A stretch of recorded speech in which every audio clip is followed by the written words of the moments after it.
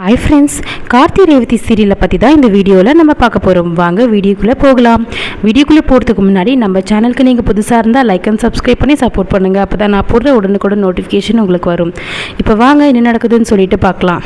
இப்போது நம்மளோட கார்த்தியும் ரேவதியும் அழகாக நம்மளோட சாமுண்டீஸ்வரி கிட்டேருந்து தப்பிச்சிட்டாங்க. சந்திரகலா நினைக்கிறாங்க, என்ன இவ நம்மளை விட கேடி மாதிரி பிளான் பண்ணுறாளே, நம்ம அக்காவை கூட்டிகிட்டு இவளை வெட்ட வெளிச்சமாக இவளோட விஷயத்தை தெரியப்படுத்துகிறோன்னு பார்த்தா இவ உண்மையிலே அவன் ஃப்ரெண்டோட பர்த்டே பார்ட்டியில் இருக்கிற மாதிரி நடிக்கிறாளே, இவ வேற நான் சொல்கிறத எதையுமே நம்ப மாட்டேங்கிறா, எப்படி தான் நிரூபிக்கிறதுன்னு தெரியல அப்படின்னு சொல்லிட்டு ரேவதி என்ன பண்ணுறாங்க, பர்த்டே பார்ட்டிலாம் நம்மளோட சாமுண்டீஸ்வரி பாத்தியா என் பொண்ணு எங்கே இருக்கான்னு சொல்லிட்டு, இன்னொரு வாட்டி என் பொண்ணு சந்தேகப்படாத சந்திரா அப்படின்னு சொல்லிட்டு திட்டிட்டு என்ன பண்ணுறாங்க, சாமுண்டீஸ்வரி வீட்டுக்கு வந்துடுறாங்க.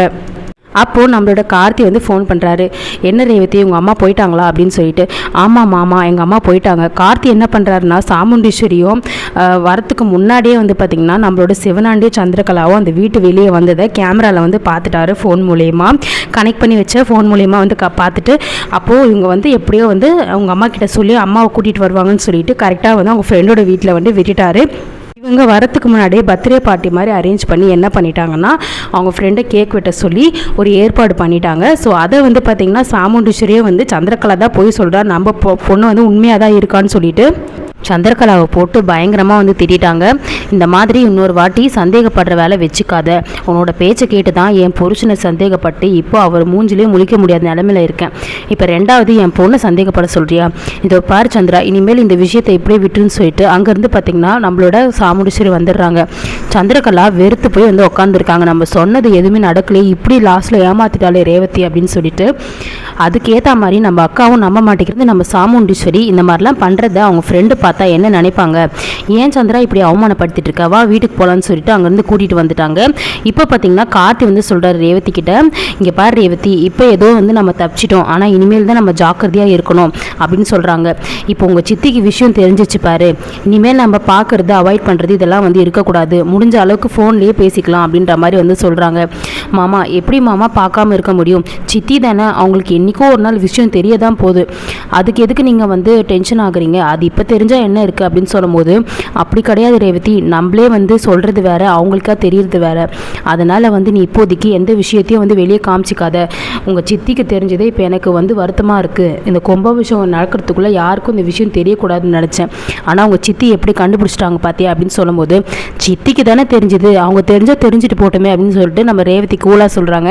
கார்த்தி உனக்கு சந்திரகலாவை பற்றி தெரியல, அதனால தான் நீ இப்படிலாம் பேசிகிட்டு இருக்க, எனக்கு அவங்கள பற்றி நல்லா முழுசாக தெரியும், அதனால தான் நான் இவ்வளோ தூரம் உனக்கு சொல்கிறேன் அப்படின்னு சொல்லும்போது, மாமா நீங்கள் இவ்வளோ தூரம் சொல்கிறத பார்த்தா எனக்கே இப்போ பயமாக இருக்குது, சரி விடுங்க, இனிமேல் நான் அவாய்ட் பண்ணிக்கிறேன் பார்க்குறது எல்லாமே, அப்போ ரொம்ப மீட் பண்ணணும்னு நினச்சா கண்டிப்பாக நான் பார்த்து எல்லாருக்கும் டவுட் வராத அளவுக்கு நான் நடந்துக்கிறேன் அப்படின்ற மாதிரி ரேவதி சொல்கிறாங்க.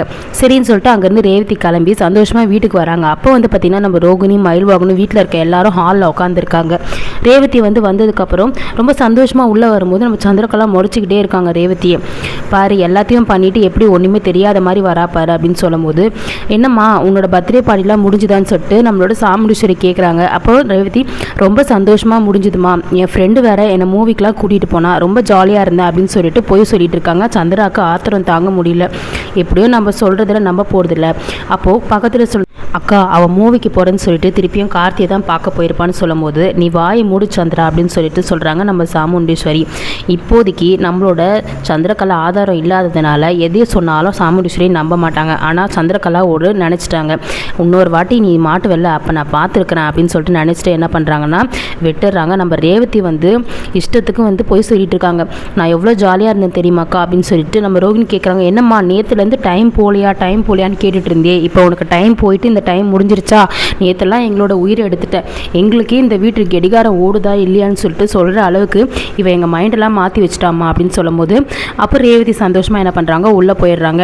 இப்போ இதோட இது முடிஞ்சிருச்சு. அடுத்தது பார்த்திங்கன்னா நம்மளோட கார்த்தியோட கும்பாபிஷேகம் விஷயத்தை தான் காமிக்கிறாங்க. கார்த்தி என்ன பண்ணுறாரு, அம்மனுக்கு நகை சாத்தணும்னு சொல்லிட்டு தேவையான நகையை எடுத்துகிட்டு வராரு. அந்த கோயிலில் நம்மளோட சிவனாண்டியும் அவங்க சித்தப்பாவும் பார்த்துட்டு இருக்காங்க, பாத்தியா மாப்பிள்ள நகையெல்லாம் எடுத்துகிட்டு வந்துட்டான் அப்படின்னு சொல்லிட்டு சொல்கிறாங்க. அப்போ கார்த்தி வந்து அம்மன் கிட்ட வந்து போயிட்டு பூசாரி கிட்ட வந்து நகையை கொடுத்துட்டு அம்மன் கிட்ட போட்டு வந்து கொஞ்சம் கொடுங்க அப்படின்னு சொல்லிட்டு அம்மனுக்கு வந்து பார்த்திங்கன்னா அழகாக வந்து அலங்காரம்லாம் பண்ணி கார்த்தி எடுத்துகிட்டு வந்து அந்த நகையை எல்லாத்தையும் வந்து போடுறாங்க.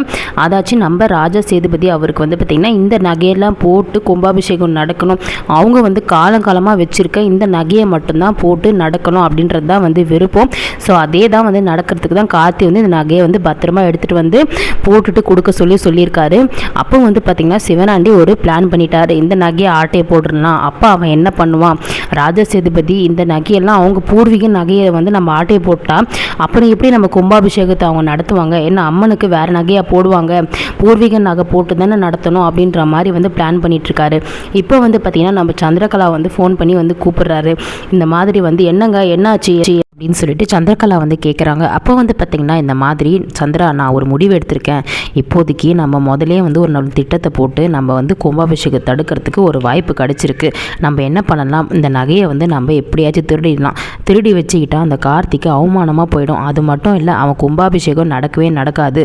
பூர்வீக நகை மட்டும் வந்து இல்லைனா கண்டிப்பாக வந்து அம்மனே வந்து ஏதோ வந்து தப்பாக நினைக்கிறா போல இருக்குது, இந்த ஊருக்கு வந்து இவங்க வந்து கும்பாபிஷேகம் பண்ணக்கூடாதுன்னு சொல்லிட்டு முன்கூட்டியே நான் வந்து அம்மனே வந்து காமிச்சிட்டா போல இருக்குன்னு சொல்லிட்டு ஊரில் இருக்க எல்லாரும் வந்து நம்ப வச்சிடலாம், நீ கவலைப்படாத நம்ம ஆளுங்க சொல்லி நம்ப வச்சிடலாம். அப்போ வந்து கார்த்திக் அவமானமாக போய்டும், இந்த கும்பாபிஷேகமும் நடக்காது அப்படின்ற மாதிரி சொல்கிறாங்க. சரிங்க, இதை முதல் திட்டத்தை வந்து முதல் போடுங்க, நீங்களும் சித்தப்பாவும் போயிட்டு என்ன பண்ணுங்கள், முதல் நகையை எடுத்துகிட்டு வாங்க அப்படின்ற மாதிரி வந்து சொல்கிறாங்க. சரி சந்திரா, கண்டிப்பாக நாங்கள் நகையை திருடுறதுக்கு நான் வந்து ஏற்பாடு பண்ணுறோம். அம்மன் நகையை மட்டும் திருடிட்டா அது வந்து அவங்களோட பூர்வீக நகை, கண்டிப்பாக வந்து இதுலேருந்து அவன் தப்பவே முடியாது அப்படின்னு சொல்லிட்டு சொல்கிறாங்க. ஆனால் வந்து நம்ம கார்த்தி இந்த நகையை வந்து அம்மனுக்கு சாத்தி பூஜை பண்ணிட்டு கொடுத்ததுக்கப்புறம் அந்த நகையை வந்து சேஃபாக எடுத்து போய் வீட்டில் வைக்கிறாரு. ஆனால் அதை எப்படி திருட போகிறாங்க அப்படின்றது தெரியல. ஸோ இப்போ நம்ம மயில் வாகனத்துக்கு வந்து கார்த்தி வந்து ஃபோன் பண்ணி இந்த மாதிரி நான் சொன்னதெல்லாம் ஞாபகம் இருக்குங்க அப்படின்னு கேட்குறாரு. அப்போ வந்து மயில் வாகனம் அதெல்லாம் எல்லாமே ஞாபகம் இருக்குப்பா அப்படின்னு சொல்லிட்டு மயில் வாகனம் சொல்கிறாரு. அதுக்கு வந்து பார்த்திங்கன்னா கார்த்தி வந்து ஏதாவது சந்தேகம் வந்துட போதுங்க யாருக்குன்னா அப்படின்னு சொல்லிட்டு கேட்கும்போது அதெல்லாம் ஒரு சந்தேகமாக வராது, நீ கவலையே படாது அப்படின்ற மாதிரி சொல்கிறாங்க.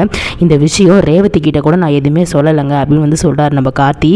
இந்த விஷயம் வந்து ரேவதிக்கும் தெரியாது, பாட்டிக்கு யாருக்குமே தெரியாது, இந்த விஷயத்தை ரகசியமாக வந்து வச்சுக்கோங்க. ஏன்னா இந்த பிளானை வந்து நம்ம பண்ணால் மட்டும்தான் இந்த கும்பாபிஷேகத்துக்கு நல்லபடியாக வந்து நடத்த முடியும்.